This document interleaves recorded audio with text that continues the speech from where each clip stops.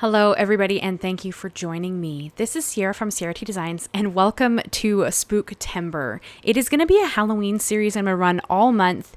Keep in mind if Halloween cards aren't your thing, you can use these techniques to recreate other designs. I just thought it would be really fun and I had a lot of feedback about doing a Halloween series, so that is what we're going to do. So we're going to start with this really cool trifold card. I did one like this, I think it was last month, and it was with the Northern Lights in the background. And I thought that it would be really fun to kind of recreate in a Halloween setting. So that's what I'm going to do. So I have a A2 sized piece of cardstock here. The only thing I would have done differently in this card, and I thought about it in editing, I'll tell you about it when we get a little further in, is that I wish that I had left a hinge for this house piece. I didn't. So I have to add a hinge later, and I really wish I hadn't done that. However, I'll tell you how I'm going to fix it. And yeah, just keep that in mind to make your piece of cardstock slightly bigger so that you didn't have to run into that same problem that I did. But I started with the Tim Holtz Ghost Town No. 2 die set. I don't know if you can still get this die set. It came out last Halloween or possibly the Halloween before that, and I love it. It's one of my favorite Halloween die sets because I love the houses it comes with.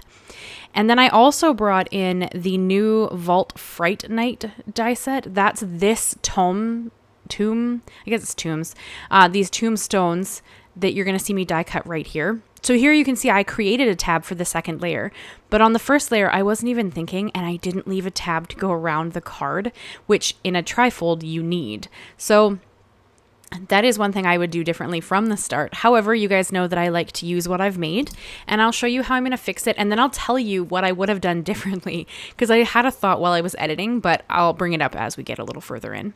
So I did cut the tombstone from this was from Fright Night, and I just cut the one tomb. There's one in Ghost Town, and then there's one in the Fright Night Vault series, and I just chose to use the one. You could of course bring in the second one. I did use the second one behind the house, or kind of beside the house. You can see it, I added it, but there's no wrong way to do this. I am just trying to create layers so that when I open my trifold you get different layers of the cardstock. So hopefully that kind of makes sense. And I did cut it out of black cardstock because I did really want that dark look to this. As you guys know, I am going for Halloween cards, though they're not all going to be, spooky-esque, or I don't really do creepy necessarily. They're not really going to be cutesy either, just because that's not really my style. Although there is one stamp set I want to use in this series, and it's kind of cuter, but it is still a Tim Holtz set, so it's not insanely cute like Lawn Fawn or anything. But yeah, so I'm just going to poke out all the pieces that I need to remove from the house. And now you could back the windows with something to make them look like they're lit up. I chose not to. I kind of chose to leave this house as in it's been very demolished, and you can see all the way through it to the sky. But you could light up the windows. The only thing with that is because we're not covering the back, you'd be able to see the white piece of cardstock that you've used. Now on the moon mask, I have used Pixie spray. I'm not going to show it because it's already got Pixie spray on it, but I have used it, and that's why my mask is just going to sit there nicely. I did use it on the detail layer as well.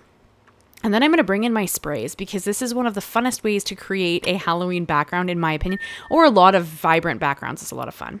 So for the colors, I went in with water to start. This is a watercolor piece of cardstock from, it is a Tim Holtz one. I believe it's their Distress watercolor cardstock.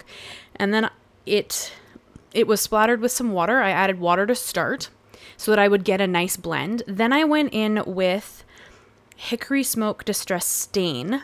Then I went in with a bunch of different micas. So Hocus Pocus was the purple, Jack-o'-lantern was the orange, and then you have Harvest Moon, which was the bright yellow, and Flickering Candle, which was the slightly more orange yellow. And that's kind of what I did to create the background. Then I'm going to bring in my water to kind of get the moon to fill in a little bit. At this point, you do need your colors to still be a little bit wet. Not soaking, that's why you saw me use my heat tool to just dry it off a bit. But you do need them to be a little bit damp so that you get a good amount of movement in the moon. This just creates kind of a really neat sky.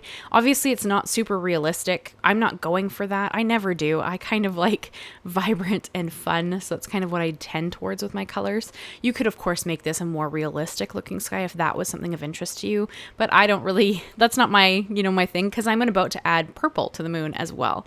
So I got the yellow in there. I am going to dry the yellow because if purple and yellow blend, they will make brown, and I don't want brown in my sky. I just want yellow and purple to kind of layer up a little bit because they look phenomenal together.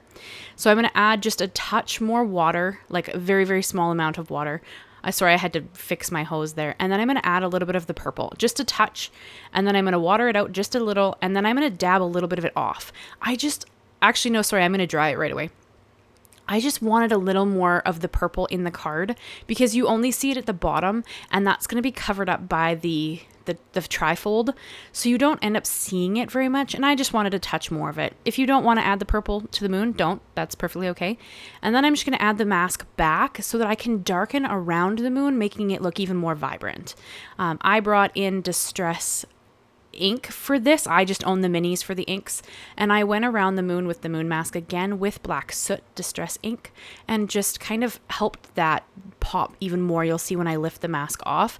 I did also go around the outside just to darken it up a touch because this is supposed to be more of a night sky.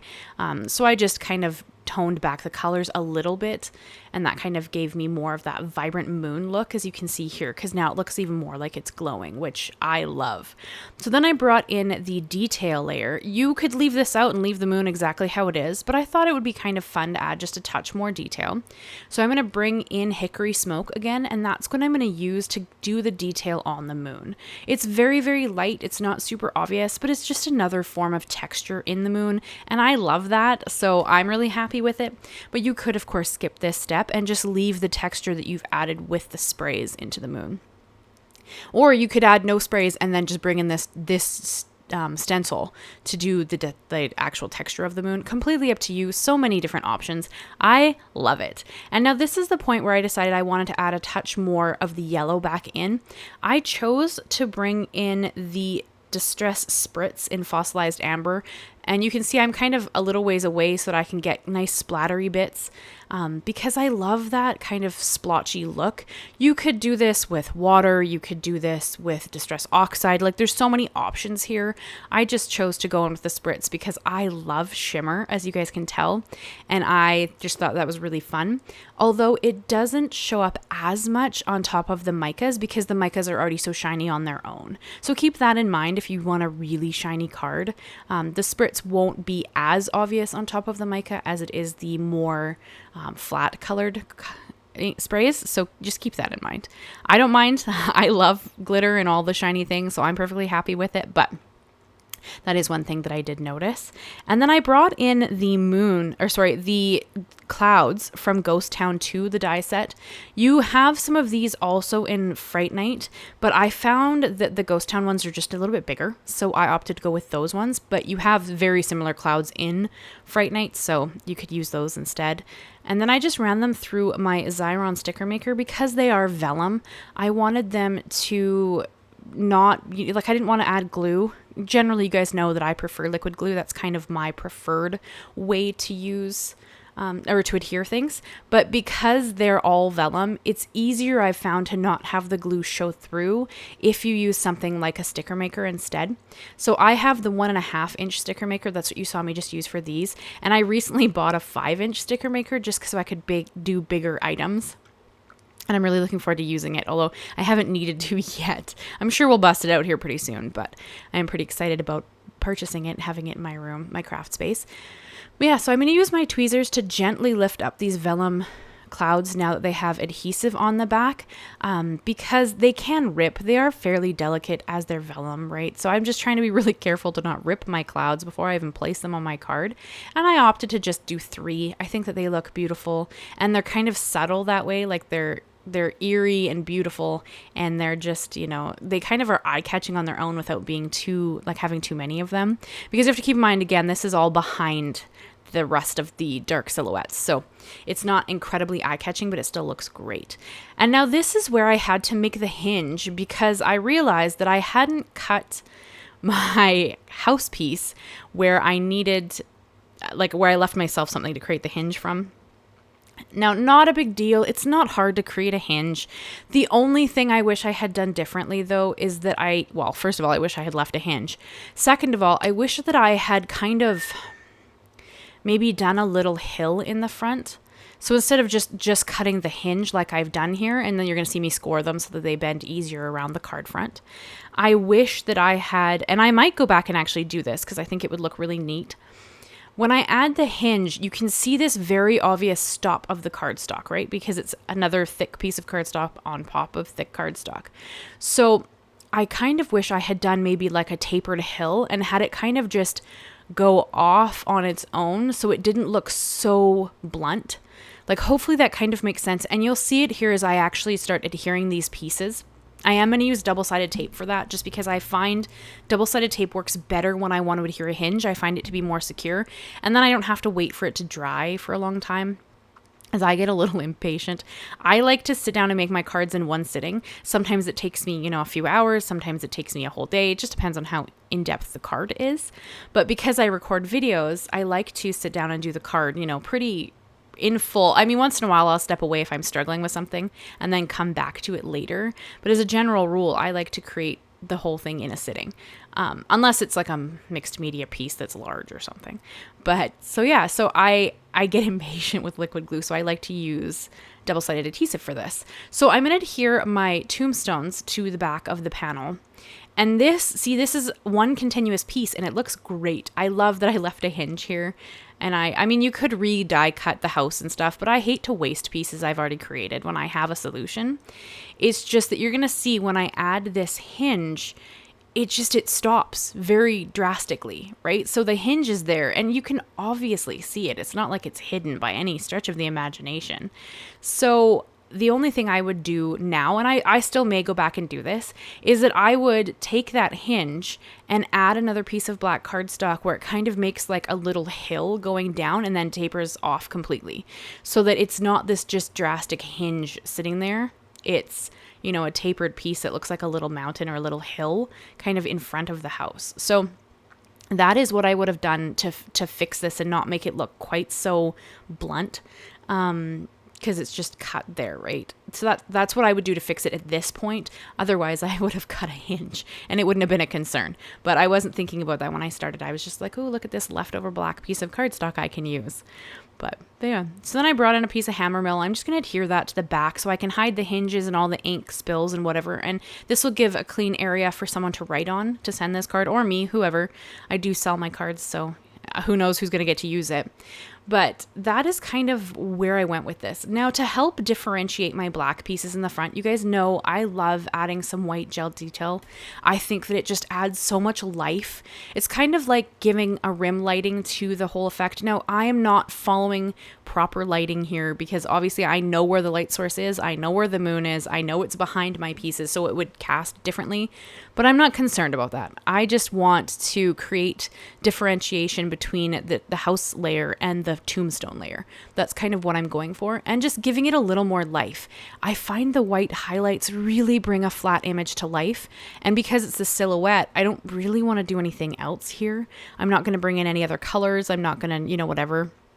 But that is kind of why I do this. And you'll see once I'm done the difference between how flat everything looked and how just that little bit of white gel detailing just gives it a little more interest and life and texture. So I love this step. If that's not your thing, you don't have to do it. It wasn't like that card wasn't beautiful before the white detail, but I just find that it does help differentiate the two layers and it just gives it a little more life. But completely up to you. It's your card when you recreate it, so you do whatever makes you happy. I didn't add a sentiment to this. I will probably, but I haven't yet because I'm trying to decide if I want to fix that tab piece, that hingey piece. And I did just stick this really cute little paper clip here just to hold this shut because it is flipping open a little bit. So that is the card I have for you guys today. I hope you enjoyed it.